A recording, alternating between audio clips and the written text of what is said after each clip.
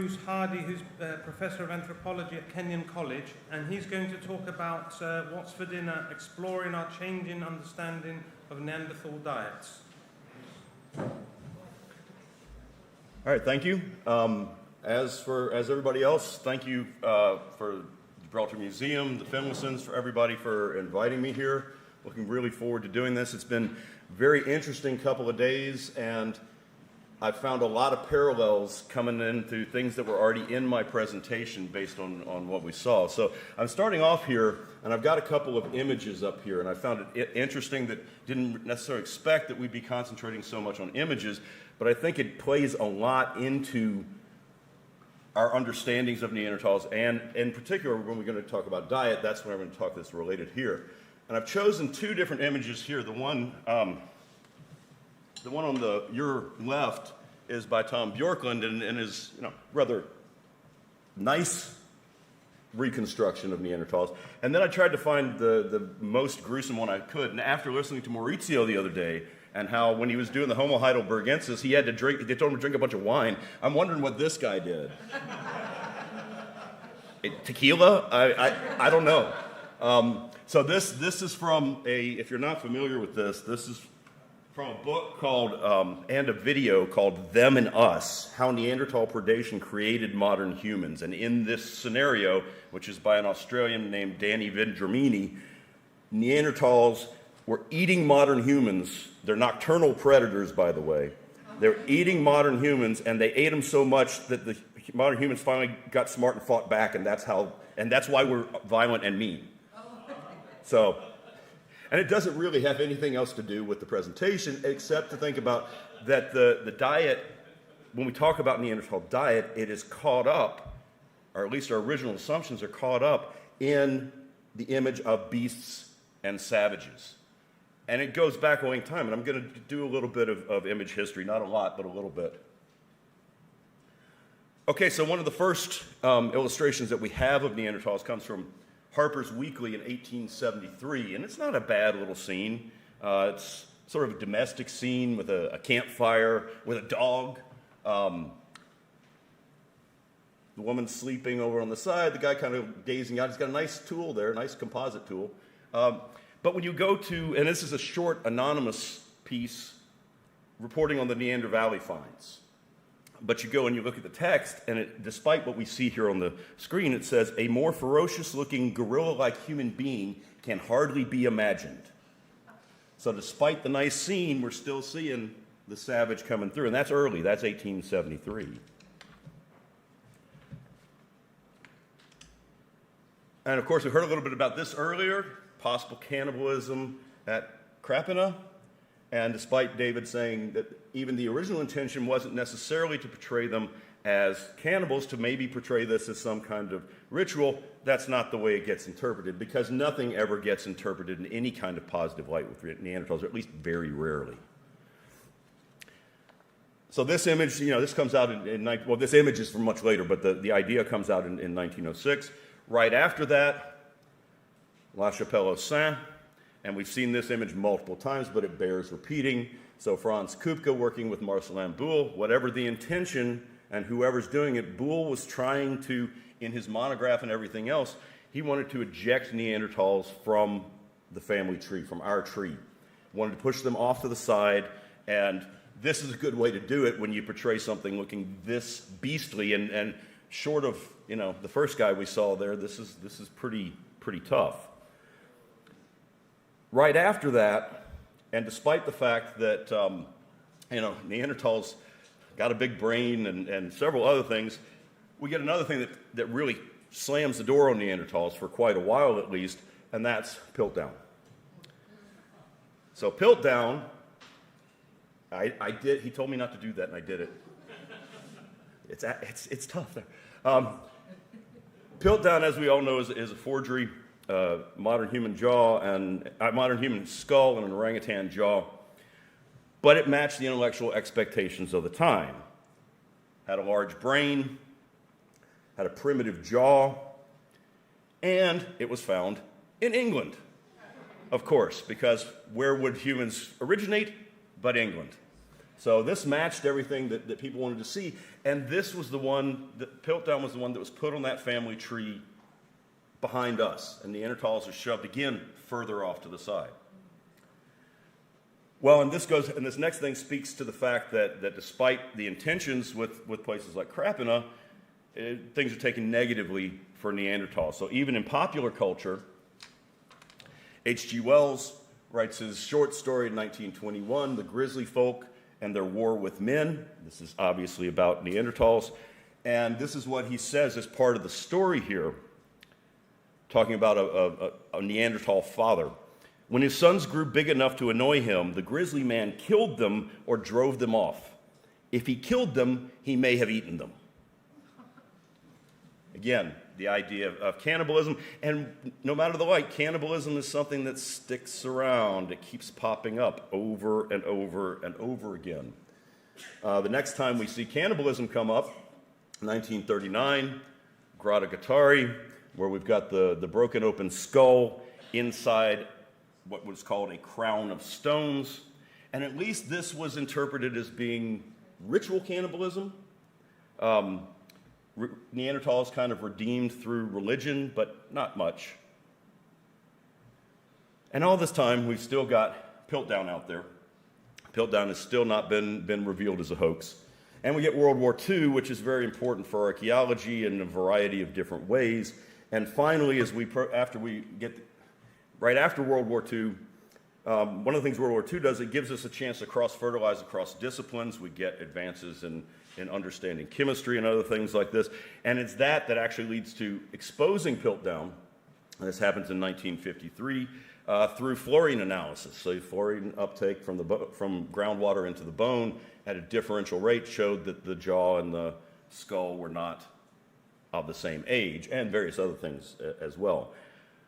But at this point, things kind of get freed up a little bit, and people turn back after this, and they start to go back to La Chapelle, re-examine it, and start having different ideas. This is the time of, coming out of World War II, this is the time of UNESCO and the idea of universal man, where we're trying to promote equality of all humans.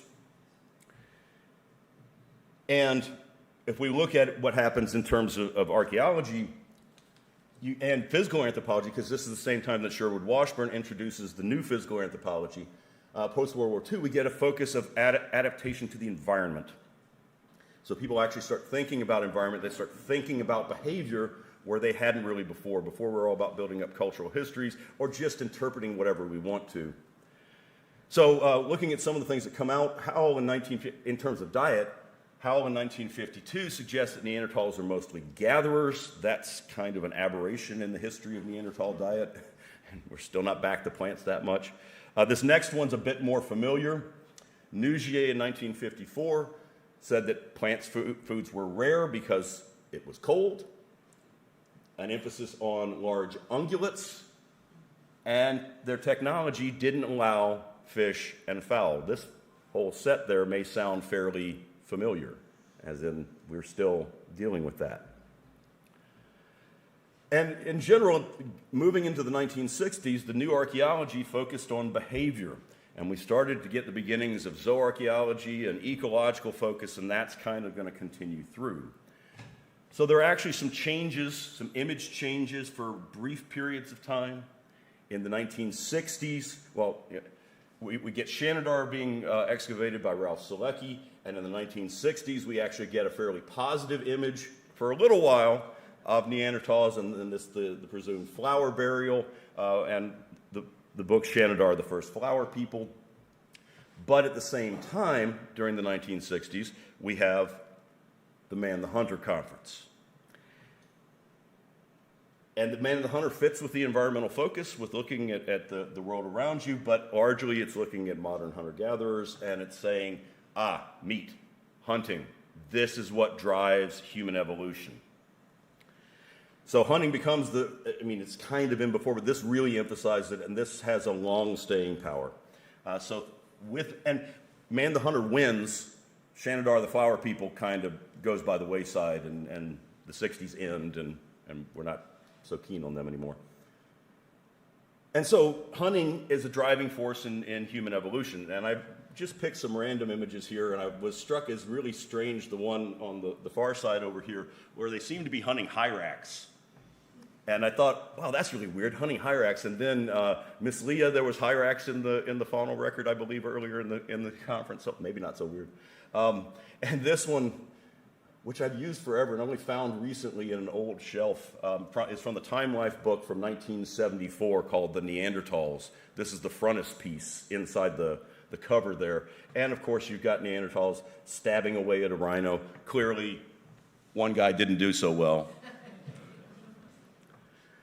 But the idea here is this image of man the hunter, and hunting's going to be the focus. Now, there's an attempt to go back the other direction. There's an attempt, feminist reaction to man the hunter.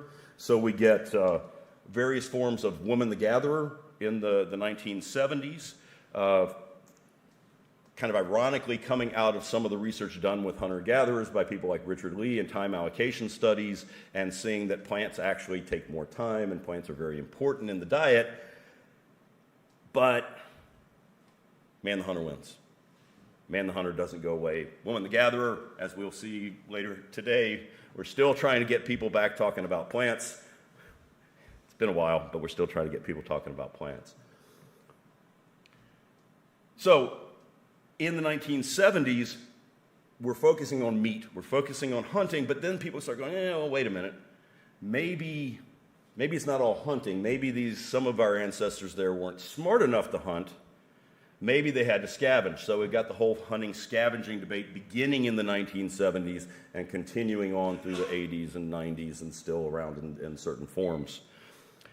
I'm going to highlight a couple things that were published in the 1970s, again, kind of looking at where we are now, and some of these things seem eerily familiar. Mellors in 1973, broadening of subsistence to include fish and birds only occurs with the upper Paleolithic. Geist in 1978 suggests that our ancestors are hypercarnivores, and this does kind of lead toward Neanderthals here, with close quarters battles, getting in right up close to that megafauna, because we saw from that other slide a minute ago with the rhino that that's a good idea, and going for megafauna, that megafauna is going to be the main thing. And then perhaps the most extreme, well, I guess the most extreme, Binford in 1985, suggesting that Neanderthals are obligate scavengers, can't hunt if they wanted to, because they have a lack of planning, a lack of cooperation and sharing, and this is when you start talking about sort of cow-calf herds, and the males are off over here and the females are off over there, and they come together and mate, and otherwise they have nothing to do with each other. And yeah, that's kind of a low point there in terms of images of Neanderthals. That doesn't stick around forever, which is good. As we move into the 1990s, and this is, I'm kind of compressing stuff, and then I'm going to move away from sort of a historical overview because we're getting into time periods where we're starting to use the same techniques that we're using today. But I'll just highlight a few things. So lots of subsistence studies in the 1990s. Everybody's all about subsistence, all about diet.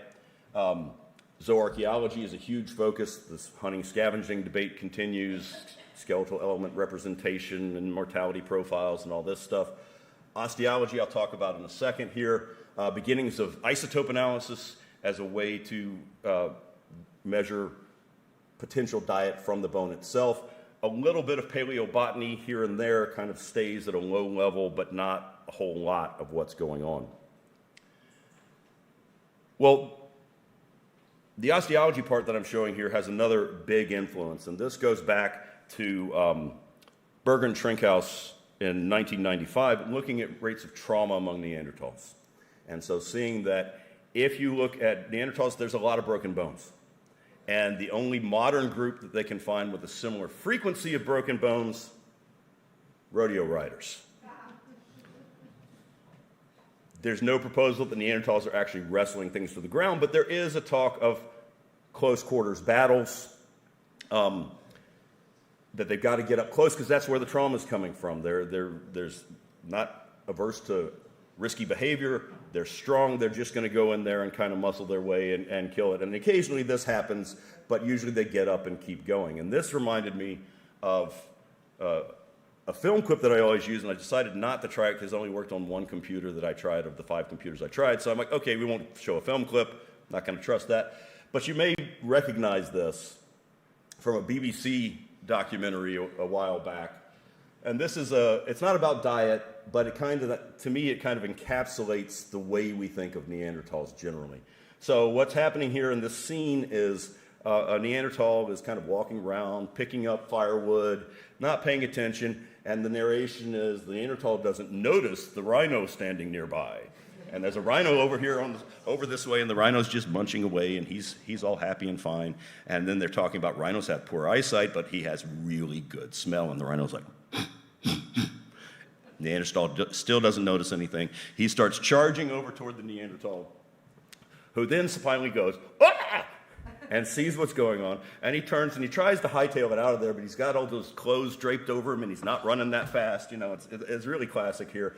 And it gets closer and closer, dramatic music, and then the rhino kind of goes flip like this and hits him, and he goes flying through the air, and he lands on the ground, and they're talking about, but Neanderthals are tough, and they've got a big barrel chest, and they've got really strong bones.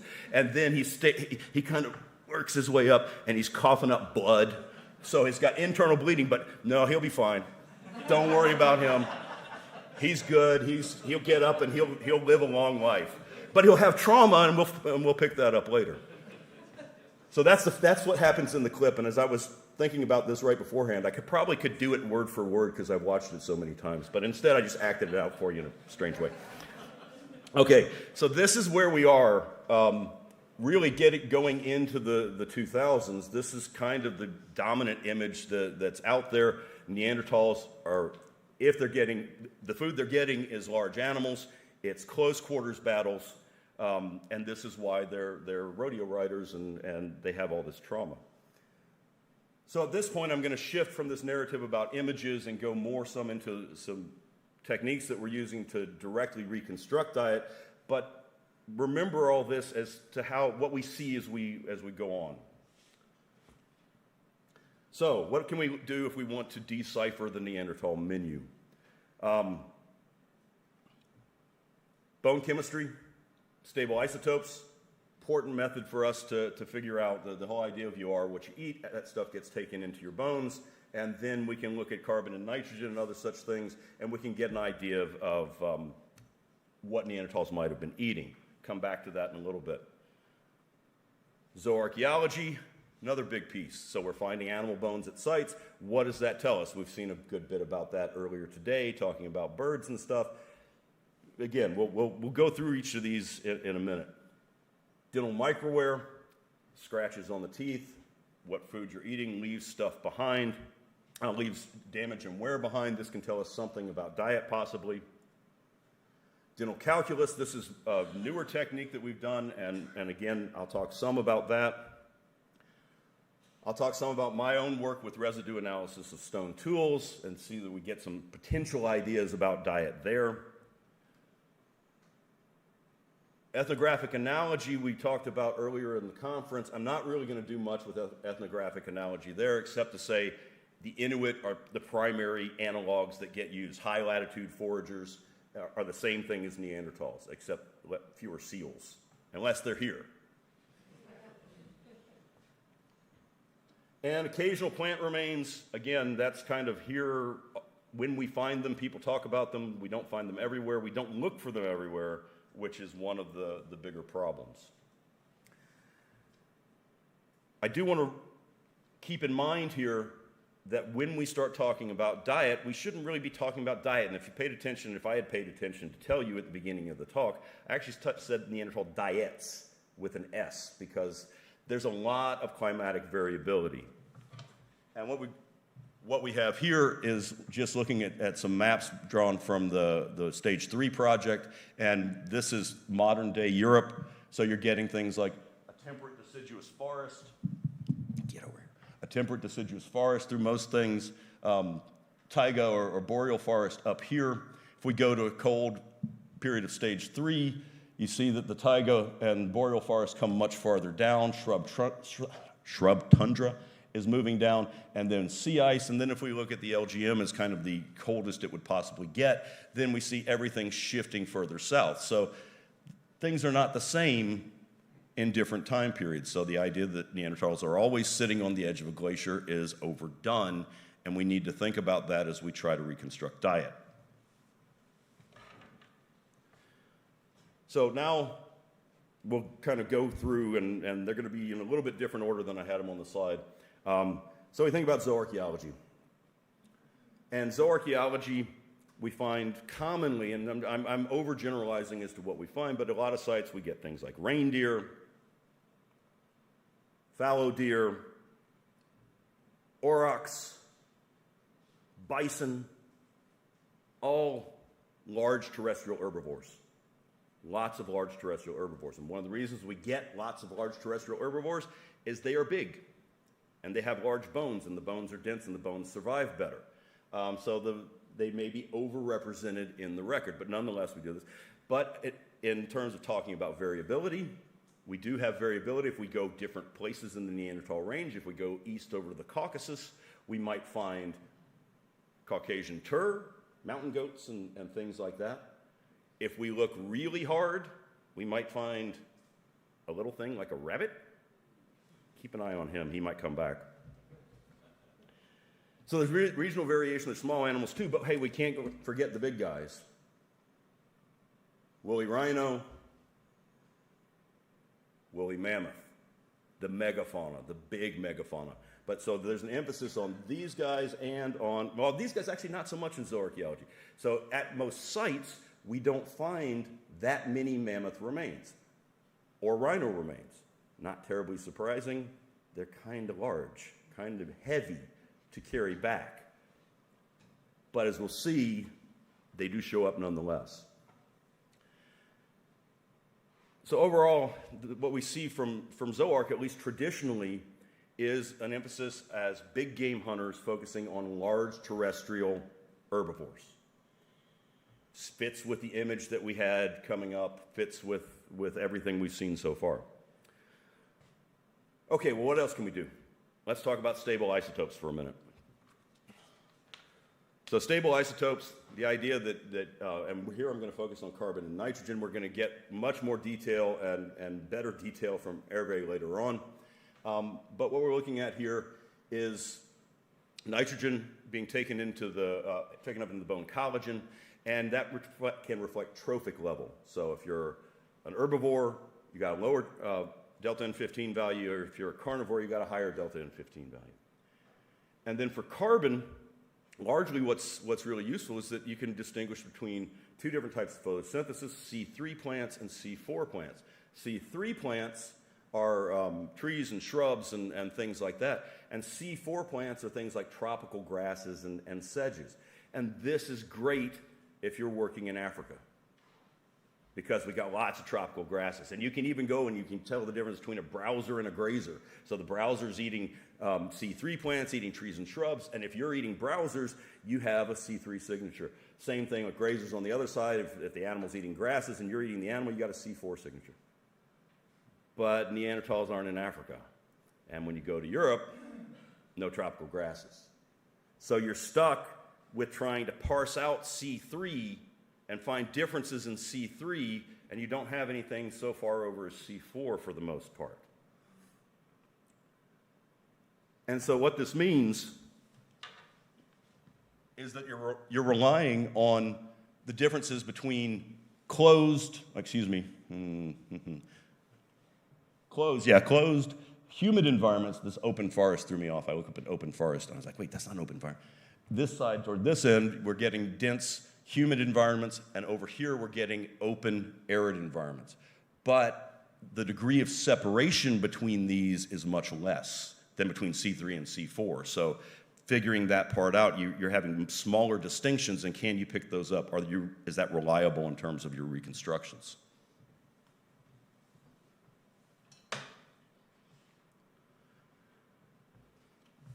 Back over here. So this graph will look very foreign, particularly from the distance you're trying to see it from, and I'm just going to simplify it here. These are several different sites. This is coming from some data from about 2009 from various types of areas, and what you want to pay attention to. So what we're doing here is we're comparing the Neanderthals also to the coeval fauna, the fauna that are also occurring in the area, because isotope ecology varies from site to site, so you need to compare them to fauna from the same site. And what you're going to see here is these little asterisks way up here toward the top, those are Neanderthals. And the triangles, let me make sure I'm getting, no, the triangles are cave line. Circles here are hyenas. So, and this axis here, that's nitrogen, so that's trophic level. So what we're seeing is that Neanderthals are more carnivorous than hyenas. They're hypercarnivorous. And that's a lot of meat. So the emphasis here is on a lot of meat. And before I get too much further into this, let me just do a caveat here. I'm specifically taking this particular sort of time period, late aughts and early teens, as to what we're going on. This is not necessarily representative of isotope stuff that's going on and being published currently, but there's a reason that I'm sticking here for a minute. But the idea for a little while here is you get hypercarnivore. So most of our diet is coming from, most of the Neanderthal diet is coming from meat. Now, it should be noted that nitrogen, because it's coming from collagen, only tracks the protein portion of the diet. If you're eating anything else that's carbohydrate or other things, that's not being tracked by nitrogen. It's only the protein portion of the diet. So ultimately, this is saying the protein portion is really high, but it's being interpreted largely as they're eating a whole lot of meat.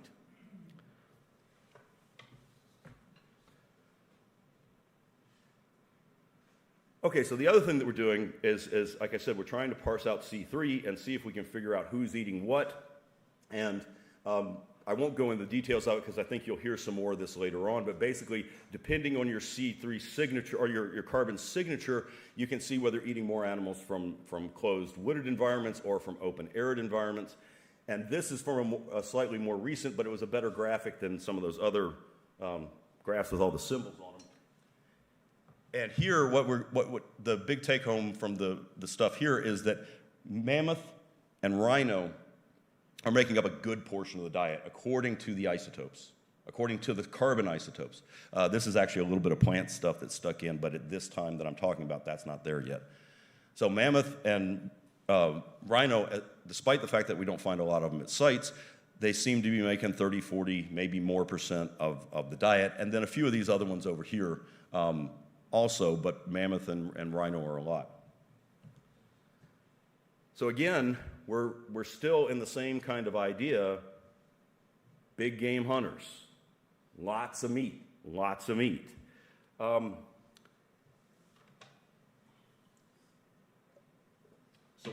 one question would be, what are the consequences of a diet like that? The consequences of a high meat diet. So one of the things that we can recognize as a general ecological rule is for the species for the Neanderthals to continue, there must be baby Neanderthals, right? You got to have Neanderthal babies or there's no more Neanderthals. And so what better way to sort of test the diet than to think about what would happen to a pregnant Neanderthal? And that's what my colleague Brian Hockett did in 2012. Oh, there we go.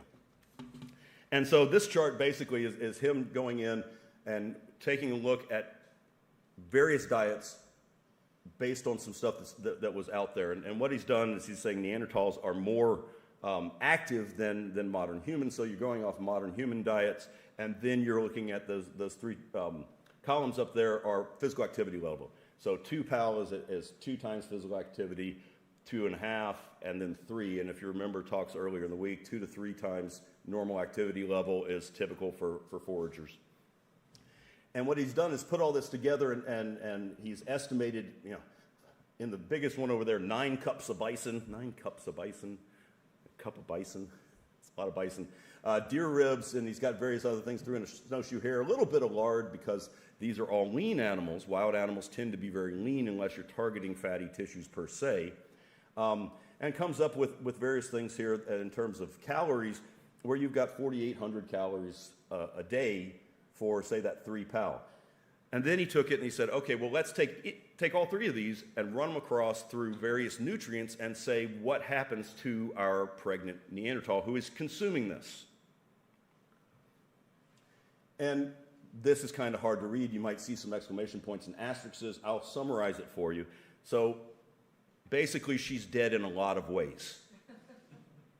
You can try vitamin A toxicity, too much vitamin A, excess niacin, iron toxicity, zinc toxicity. I'm not even giving you all the symptoms for these things. I don't want any of them. These are nasty things. Selenium toxicity, so all these trace minerals are coming in way too high. Folate deficiency, folate's a bit important in pregnancy. Vitamin C deficiency, and of course the big one that probably trumps all the other ones here, excess protein. So the big thing about eating a high meat diet, if your total energy intake is more than 35, your total energy is coming from more about 35 or 40% meat, you cannot get rid of the nitrogen. Your kidneys can't process it fast enough. There's too much nitrogen that builds up. We saw it in various times with people crossing over the West or going up to the Arctic, a condition called rabbit starvation, where you ate, all you could get was lean rabbits, and you ate rabbits, and you ate rabbits, and you ate rabbits, and you got hungrier and hungrier and hungrier, and eventually you went crazy and died. So our pregnant Neanderthal was not looking so good on a diet like this. And that's one of the things I'm wanting to point out here. When we come up with a proposed diet, it has to be ecologically viable. If you're not alive, you can't get anything else. So that model doesn't work. We need to go back to the drawing board. And unfortunately, that does happen, and I'm not going to go further with isotopes now because I know we've got more coming later. And this is in a time of kind of excess where models kind of went crazy. But you got to stop periodically and do this. Actually, you should stop all the time and do this and make sure you're not proposing something that is just nuts. Dental microwear, I'm not going to spend a lot of time on this one. When you eat, you're causing damage to your enamel. That varies depending on diet. You have more pits. And if you're eating meat, you have more scratches and stuff like that. You have more fibrous material. And there's a variety of different things that are out there. Meat consumption. There's some indication of plant consumption with hard fibrous foods. You got to remember that we're not getting in. And there's some regional variability depending on where you are. This tells you classes of diet. It tells you soft foods. It tells you hard fibrous foods. It doesn't tell you what type of food you're actually eating. It's just telling you about the texture and the hardness of the food. And it also is subject to a phenomenon called the Last Supper effect, which means that it's reflecting what you ate shortly before you died, and that signature gets overwritten when you eat more stuff. So it gives us a general idea of what's going on, but it's limited in what it can do. More recently, we took advantage of lack of dental care among various older populations and started looking at dental calculus. So calculus, and you'll hear more about this in subsequent talks as well, is this stuff on here that the dentist scrapes off that builds up on your teeth. So it's a great kind of trap for anything that goes into your mouth. But that's also a limitation because it's not necessarily reflecting diet. It's things that go into your mouth, and you start thinking about it, you get kind of scared at what all goes into your mouth, without you realizing it. So it can, and yeah, Neanderthals don't have much calculus. This is from Iceland, about 1150 AD. This stuff here that looks like icing on your tooth, that's calculus. So Neanderthals weren't that bad off. I just had to show that. It's too crazy. Okay, so in terms of dental calculus, these are some of the ways that you can get particles or bits of things included in your mouth. One, of course, is consumption. You're actually eating it. Secondary particles on food, if the food is being processing as well. So if we're grinding something or cutting it up on top of something else, you can get other particles included on that piece of food, and then you put that in your mouth. Inhalation, as we breathe, stuff comes in.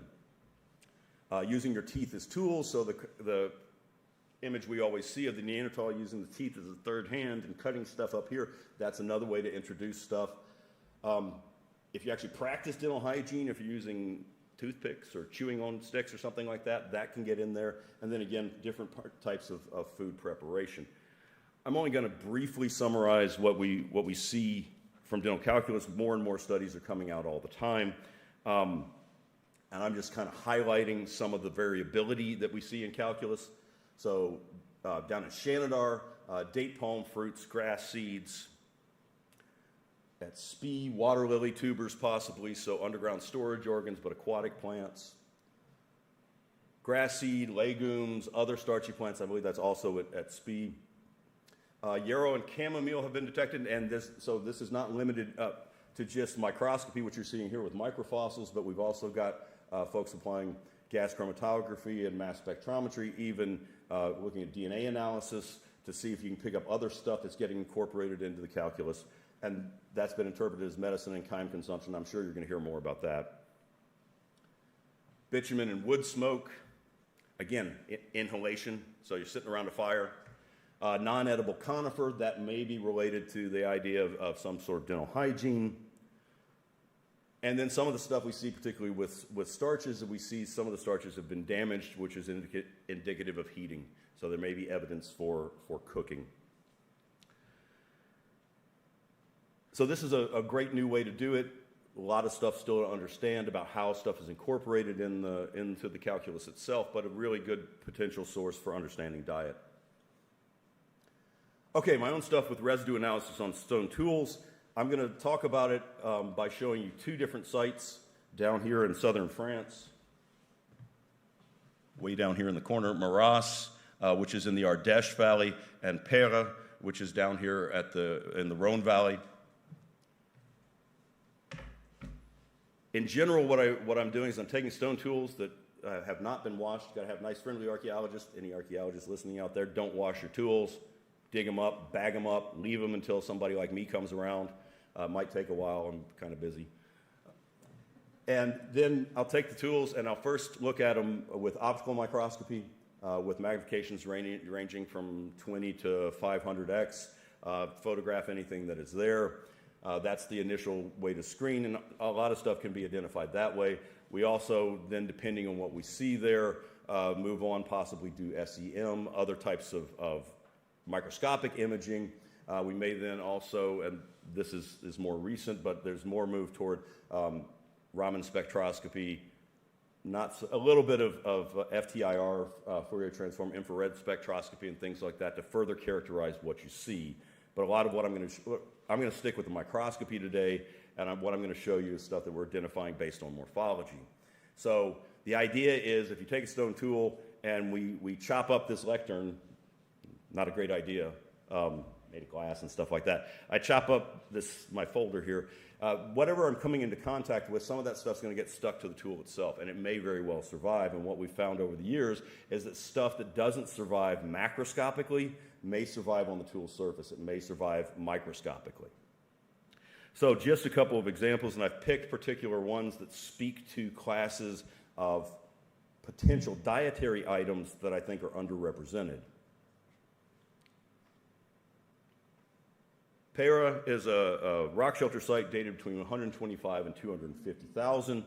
And we've got a lot of things that, if you remember back when we were talking about the history of diet, we're not supposed to be doing.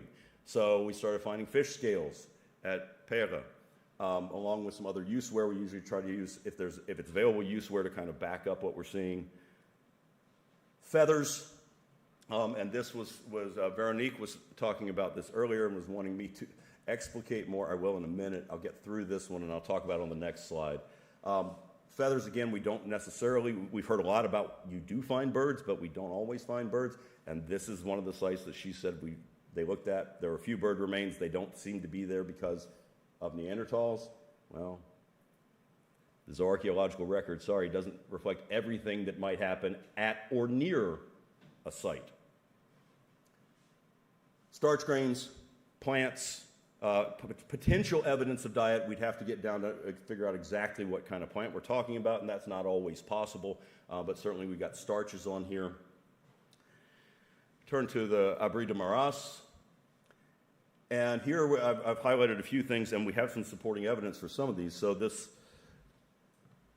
one over here is a hare, and it's actually one of the hares are supposed to be identifiable down the species level based on their morphology. When you find one isolated hare, it doesn't work that well.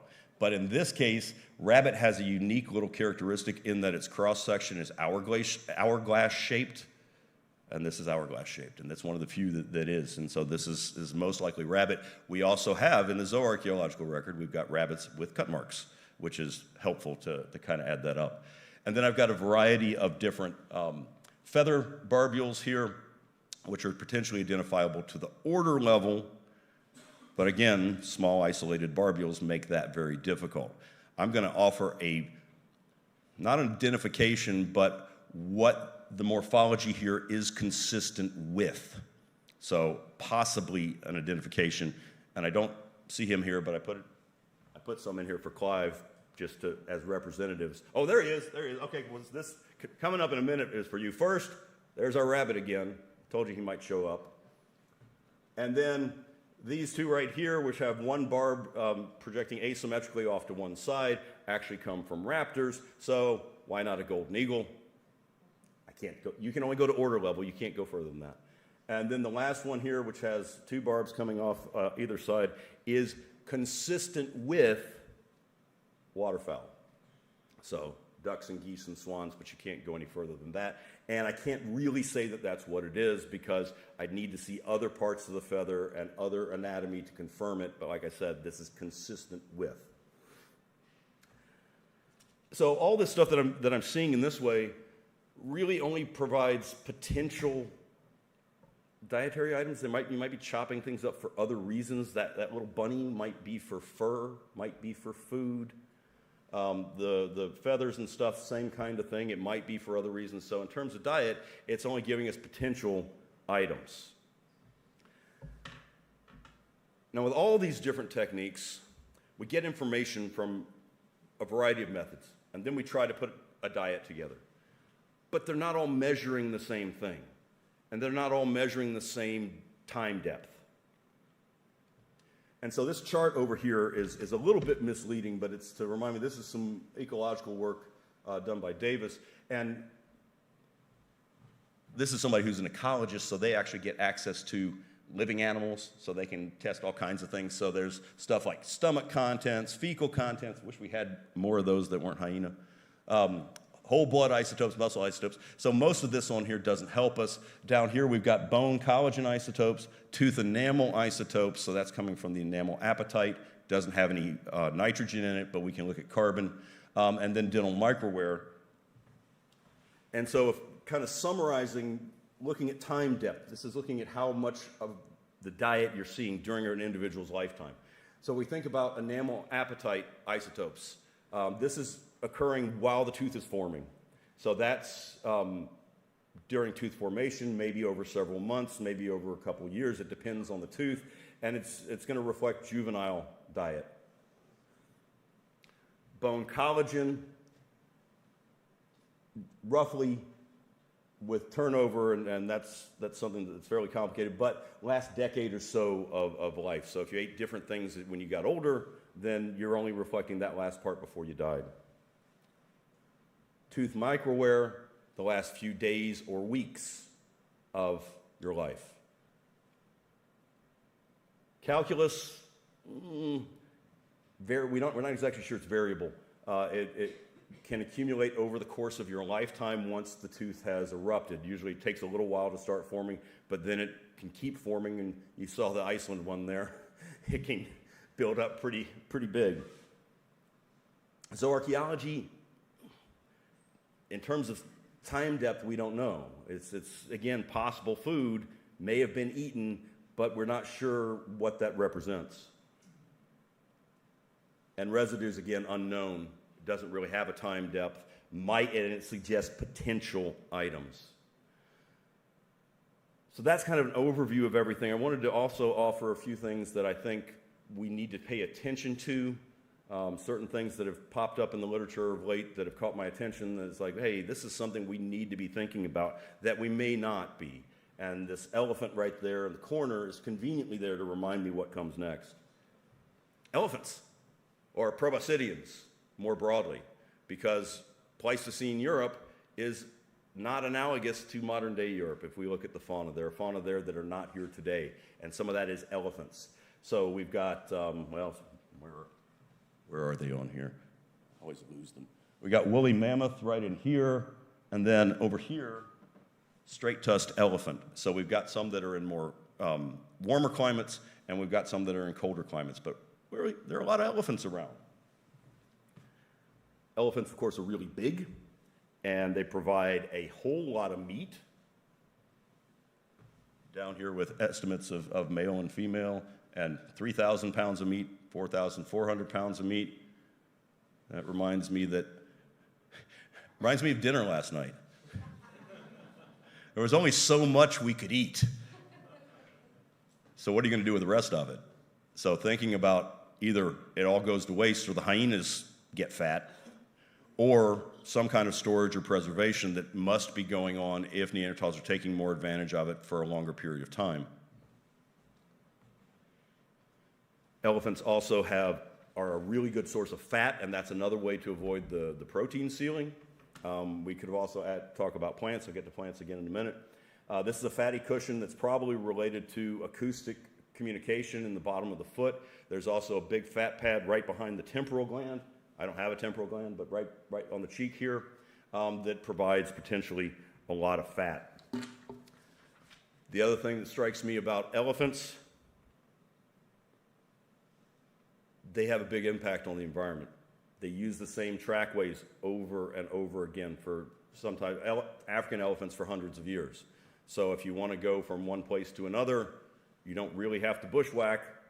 You can follow an elephant trail, and you've got a nice, easy pathway. Want to find an elephant or a mammoth?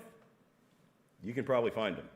I'm not sure you want to, but we're supposed to be finding them. Okay, the other stuff, and this goes back to the stuff that I've actually found, and I'll tell you some more about it, besides what I show you here, is the idea of fiber technology. So several years ago at Abri de Maras, we started finding lots and lots of twisted fibers.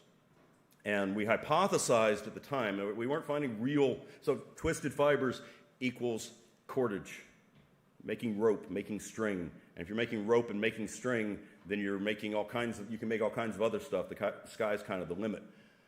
But it's something we don't think about because it's perishable. And we saw this stuff and we said, hey, maybe this is evidence. So we hypothesized this was evidence of fiber technology. It's not really cord. It's kind of suggestive. I might be wrong. Well, I can tell you now, but I can't show you because we're in the process of publishing it. But I kept looking at more and more tools coming out of Maras, and we started finding fibers twisted around fibers. And then we started finding even more than that, so that we've got stuff that is pretty much cordage in very small amounts. So one of the things that's important here with the residue stuff is we may be getting evidence not necessarily related to tool use, but the artifacts themselves may be serving as mechanisms of preservation. So they're preserving perishable material that we're not finding otherwise. So the tool that I'm talking about that we're working on probably wasn't used to cut cordage. It may have been in a cord bag or may have been laying on top of a cord, but one little fragment of that stuck to the edge of the tool and it survived. And I think that's showing something. And I think this stuff goes much further back than this. I think fiber technology is probably, I'm not going to say foundational for hominines, but it goes back a long way. And if you're talking about cordage, you got ropes, you got strings, you got nets. This one that's shown up here is made it's got a piece of wood, but the rest of it is made entirely from dog bane. There's lots of plants out there. The cord I'm talking about that we're working on is probably from some kind of tree bast. We're still working on some identification. Bags and nets. If you're thinking about fish that I've mentioned several times, or birds, lots of different things we could do with cordage. I want to come back a little bit to fish, because I think fish are one that's kind of underestimated here. And this is going back a little bit to isotopes and looking at carbon and nitrogen. And this really comes, I have to give credit to an honor student of mine from about 10 years ago, Becca Warren, who did a huge project on residues and fish. But in the process, looking at this, freshwater fish are hugely variable. You get different types of fish. If you look at a stream, at the beginning of the stream, down at the end of the stream, where there are pools, where there are riffles, there's all kinds of different isotope ecology going on here. And so to rule out freshwater fish, I think, is tough without getting more knowledge of them. Had fish scales showing up at Maras as well. So again, another place where they're kind of showing up, not sure what's going on. But what I'm going to say is, think about the Mesolithic site of Star Car. Star Car was dug up 50 years ago. And there were papers published that said, why are there no fish at Star Car? Because in the Mesolithic, they're fishing all over the place. It was not until 2016 that somebody found fish at Star Car. So we have to look very carefully. We have to think about how we're excavating. If we don't look for things, we're not going to find them. If we look for them, we may not find them, but if we don't look, we're not going to find them. So fish is one thing that I think we need to keep more of an eye out for. And then, this was mentioned earlier, this is John Speth's suggestion with putrefied meat, that we're taking meat and letting it rot, and then you don't have to worry about cooking or other things like that. This is halkar, if you're not familiar with it. This is the Icelandic rotted shark, where they take a certain kind of the Greenland shark and they bury it well, traditionally you bury it in the beach for 3 weeks so that all the urea leaches out of it and it's not poisonous anymore, and then you eat it and it's supposed to be a delicacy. I have not yet eaten it. Everybody that I see who tells me about eating it looks sick.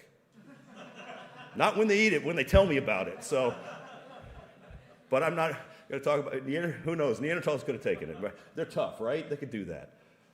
So really just to kind of sum up things here, not just meat. It's not just meat.